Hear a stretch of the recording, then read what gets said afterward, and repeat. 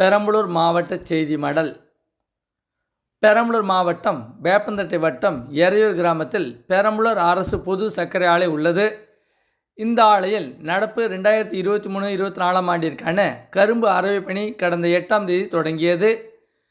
நிகழ்ச்சியில் சிறப்பு பூஜைகள் செய்யப்பட்டது. பின்னர் மாவட்ட வருவாய் அலுவலர் வடிவேல் பிரபு தலைமையில் சர்க்கரை ஆலை தலைமை நிர்வாகி ரமேஷ் முன்னிலையில் சட்டமன்ற உறுப்பினர் மா பிரபாகரன், மாவட்ட ஊராட்சி தலைவர் ராஜேந்திரன் ஆகியோர் கரும்பு அறவை பணியை தொடங்கி வைத்தனர். இந்த ஆலையில் தினசரி 3000 மெட்ரிக் டன் கரும்பு அறவை செய்யவும் தொடர்ந்து 110 நாட்கள் கரும்பு அறவை செய்ய திட்டமிடப்பட்டுள்ளது. இதன்படி 3,25,000 மெட்ரிக் டன் சர்க்கரை உற்பத்தியாகும் என எதிர்பார்க்கப்படுகின்றன. நடப்பு கரும்பு அறவை பருவத்திற்கு கரும்புகளை வழங்கியுள்ள பதிவு விவசாயிகளுக்கு 1 டன் கரும்பிற்கு 2,969 வீதம் நியாயமான விலை வழங்கப்பட உள்ளன. மிக்ஜாம் புயலால் பாதிக்கப்பட்ட சென்னை பகுதி மக்களுக்கு உதவுவதற்காக பெரம்பலூர் மாவட்டத்தை சேர்ந்த தன்னார்வலர்கள், தனியார் அமைப்புகள், தனியார் கல்லூரிகள், தொழிலதிபர்கள், செய்தியாளர்கள் என பல தரப்பினரும் அரிசி, குடிநீர், மளிகை பொருட்கள், மெழுகுவர்த்தி, போர்வை, மருந்து பொருட்கள், துணிமணிகள் உள்ளிட்ட பல்வேறு அத்தியாவசிய பொருட்களை நிவாரணப் பொருட்களாக வழங்கினர். இதன்படி மொத்தம் 50 லட்சம் மதிப்பிலான நிவாரணப் பொருட்கள் பெரம்பலூர் மாவட்ட நிர்வாகத்தின் மூலம் மிக்ஜாம் புயலால் பாதிக்கப்பட்ட மக்களுக்கு லாரிகள் மூலம் அனுப்பி வைக்கப்பட்டுள்ளன. இந்த நிவாரணப் பொருட்கள் அடங்கிய வாகனத்தை மாவட்ட ஆட்சித்தலைவர் கற்பகம், மாவட்ட வருவாய் அலுவலர் வடிவேல் பிரபு ஆகியோர் முன்னிலையில் சட்டமன்ற உறுப்பினர் மா பிரபாகரன் கொடியசைத்து தொடங்கி வைத்தார். பெரம்பலூர் மாவட்டம் வாலிகண்டபுரத்தில் வேளாண் அறிவியல் மையம் சார்பில் நமது லட்சியம் வளர்ச்சியடைந்த பாரதம் யாத்திரையின் கீழ் விழிப்புணர்வு நிகழ்ச்சிகள் நடைபெற்றது. இதில் பயிர் பாதுகாப்பு அலுவலர் டோமினிக் மனோஜ் மற்றும் வேளாண் அலுவலர்கள் கலந்து கொண்டு இயற்கை விவசாயம், பயிர் பாதுகாப்பு, மண்வள மேலாண்மை, மண்வள அட்டை பயன், இடுபொருட்கள் செலவு குறைத்தல், கால்நடை வளர்ப்பு மற்றும் பராமரிப்பு, மத்திய அரசு திட்டங்கள் குறித்து விவசாயிகளுக்கு விரிவாக எடுத்து கூறி விளக்கம் அளித்தனர்.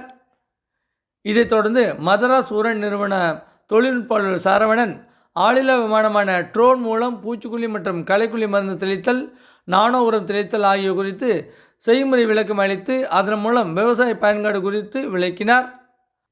பின்னர் படைப்புள்ளி மேலாண்மை மற்றும் நாட்டுக்கோழி வளர்ப்பு குறித்த துண்டு பிரசுரங்கள் விவசாயிகளுக்கு விநியோகம் செய்து விழிப்புணர்வு ஏற்படுத்தப்பட்டது. இதைத் தொடர்ந்து 2047ஆம் ஆண்டிற்குள் இந்தியாவை வளர்ந்த மற்றும் தன்னம்பிக்கை நாடாக மாற்றுவோம், பாரம்பரியத்தை கொண்டாடுவோம், ஒற்றுமை வலுப்படுத்தும் என உறுதிமொழி ஏற்கப்பட்டன. மனிதன் வாழ்வின் ஆதாரம் மண் மற்றும் நீர் ஆகும். மண்ணின் பாதுகாப்பு மற்றும் முக்கியம் குறித்த விழிப்புணர்வு ஏற்படுத்துவதற்காக ஆண்டுதோறும் டிசம்பர் 5ஆம் தேதி உலக மண் தினம் கொண்டாடப்படுகிறது. இதன்படி மண்வள விழிப்புணர்வு ஏற்படுத்தும் வகையில் பெரம்பலூர் மாவட்டம் கவுல்பாளையம் கிராமத்தில் வேளாண் அறிவியல் மையம் மற்றும் வேளாண் துறை சார்பில் உலக மண் தினம் கொண்டாடப்பட்டது. இதில் மண்வளம் அறிந்து உரமிடுதல், உற்பத்தி செலவை குறைத்தல், உற்பத்தி அதிகரித்தல், விவசாய வருமானத்தை பெருக்குதல், மண்ணை உயிர்ப்புடன் வைத்திருத்தல் மற்றும் மண்ணில் பல்லுயிர் பெருக்கத்தை பாதுகாத்தல் குறித்து வேளாண் அலுவலர்கள் விவசாயிகளுக்கு எடுத்துரைத்தனர். நிகழ்ச்சியில் விவசாயிகளுக்கு மரக்கன்றுகள் வழங்கப்பட்டது. பின்னர் மண்வளம் பாதுகாப்பு குறித்த விழிப்புணர்வு துண்டு பிரசுரங்கள் விநியோகிக்கப்பட்டன. இதைத் தொடர்ந்து விவசாயிகளிடம் பேசிய வேளாண் விஞ்ஞானி மாரியப்பன், மண்வளத்தை பாதுகாத்து மண் வளமாக இருந்தால்தான் நிலத்தடி நீர் அதிகரிக்கும், வேளாண் உற்பத்தியை பெருக்க முடியும் என தெரிவித்தார். தமிழ்நாடு பிற்படுத்தப்பட்டோர் மேம்பாட்டுக் கழக மேலாண்மை இயக்குநரும் பிற்படுத்தப்பட்டோர் நலத்துறை ஆணையரும் பெரம்பலூர் மாவட்ட கண்காணிப்பு அலுவலருமான அனில் மேஸ்ராம் பெரம்பலூர் மாவட்டம் குறும்பலூரில் உள்ள அரசு பிற்படுத்தப்பட்டோர் மகளிர் கல்லூரி விடுதியில் அண்மையில் பார்வையிட்டார்.